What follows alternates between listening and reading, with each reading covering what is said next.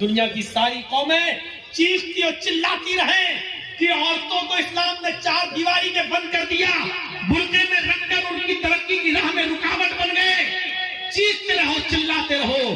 हकीकत ये है कि औरत को इस्लाम ने जो इज्जत दी है वो दुनिया का कोई मजहब वो इज्जत नहीं दे सकता।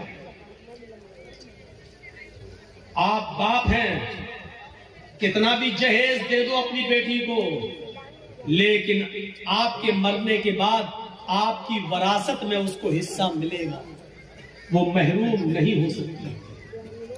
ये याद रखो, बाप की विरासत में से भी हिस्सा मिलेगा।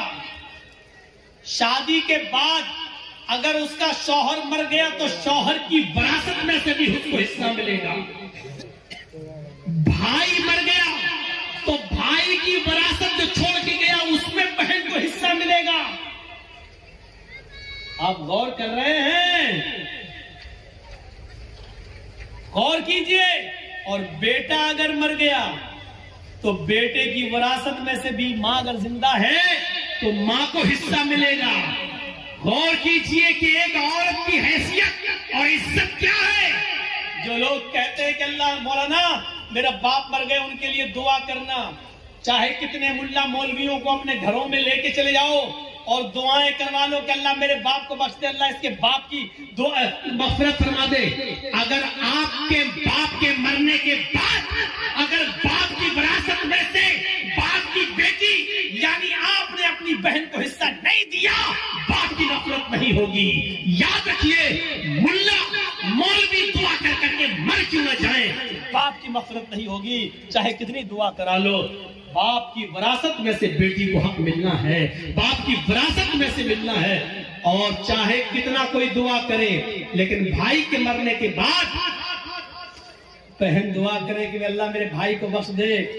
जब तक भाई के मरने के बाद भाई की विरासत में से बहन को हिस्सा नहीं मिलेगा, दुआ कबूल नहीं होगी और भाई की मग़फ़िरत नहीं होगी।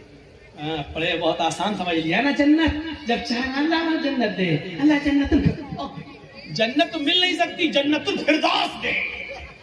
मांगते कितनी बड़ी जन्नत है, सबसे आला जन्नत। अभी तो यही पता नहीं कि हमें कोई छोटी से हल्का जमीन का जन्नत का एक मामूली सा टुकड़ा भी मिल जाए, हमारे लिए वही काफी है।